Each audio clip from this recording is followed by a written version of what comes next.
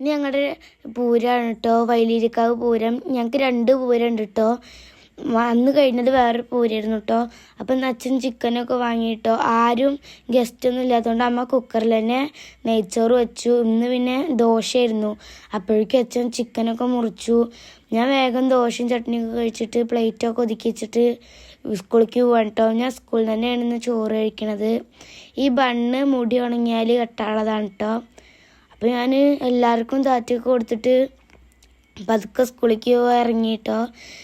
പിന്നെ ഞാൻ 3 മണിക്ക് സ്കൂളിൽ വിട്ടപ്പോൾ വന്നിട്ട് നെയ്ച്ചോറും ചിക്കൻ കറിയും കഴിച്ചു. എന്നിട്ട് ഞങ്ങൾ പൂരത്തിന് ഇറങ്ങിയിട്ടോ. വിഷുവിൻ്റെ മുന്നേ തന്നെ കണിക്കൊന്നൊക്കെ ഉണ്ടായിട്ടുണ്ട് കേട്ടോ. ഇത് ഉണ്ണിമോളെ സ്കൂളാണ്.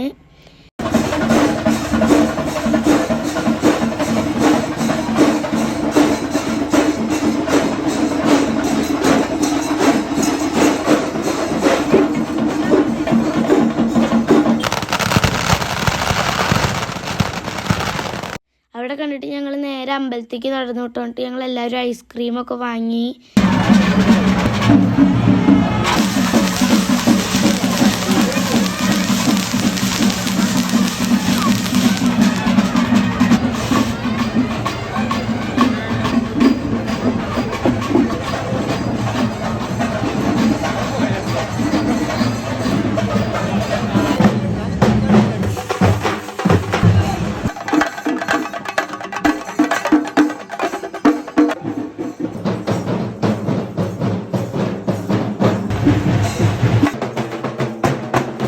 ഇത് നല്ല വലിയ കാള കേട്ടോ. എല്ലാവരും നല്ല കഷ്ടപ്പെട്ടാണ് വലിക്കുന്നത്.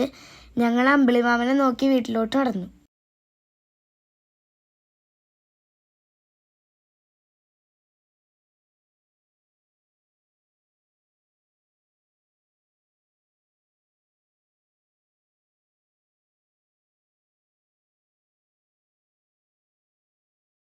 ഇത് നല്ല വലിയ കാളയാണ്. എല്ലാവരും നല്ല കഷ്ടപ്പെട്ടാണ് വലിക്കുന്നത്.